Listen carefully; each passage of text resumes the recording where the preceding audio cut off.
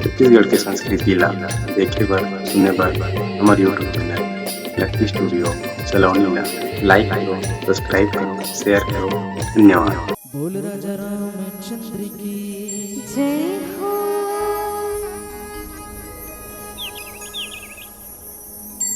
जीवन के ये काहे ठिकाना,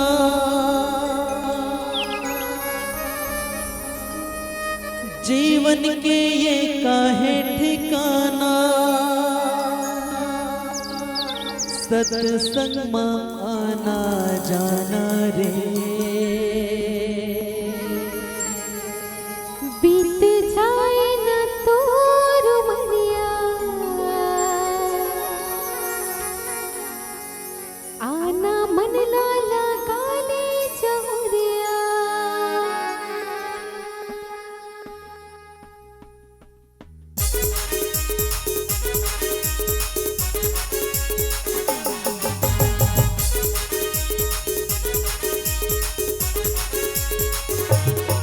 बीत जाए न तोर उमरिया, आना मन ला लगा ले जहुरिया।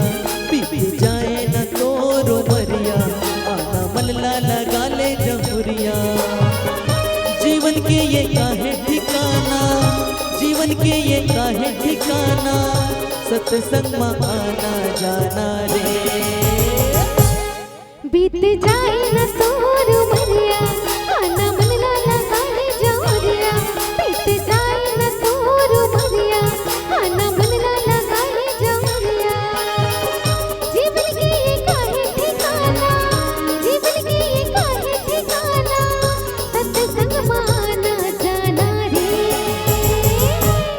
बीत जाए न तोर उमरिया, आना मन ला लगा ले जहुरिया। बीत जाए न तोर उमरिया, आना मन ला लगा ले जहुरिया।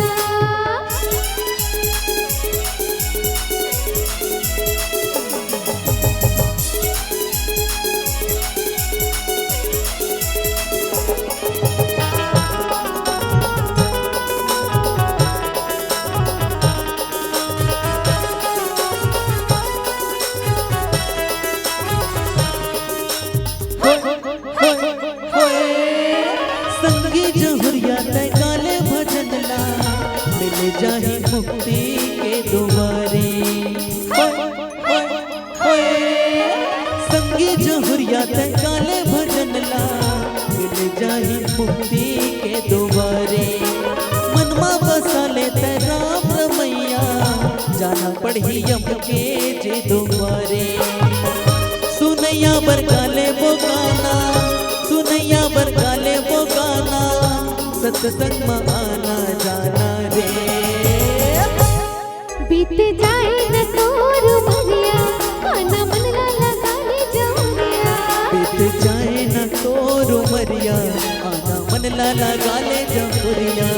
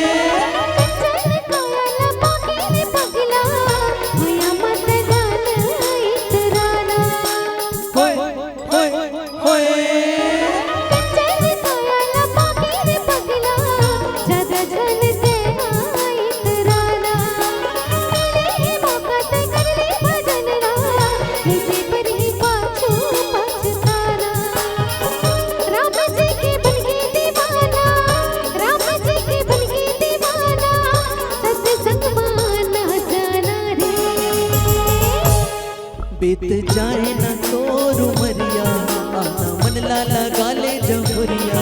बीत जाए न तोर उमरिया, आना मन ला लगा ले जहुरिया। जीवन के ये काहे ठिकाना, जीवन के ये काहे ठिकाना, सत्संग में आना जाना रे। बीत जाए न तोर उमरिया, आना मन ला लगा ले जहुरिया। बीत जाए न तोर उमरिया, आना मन ला लगा ले जहुरिया।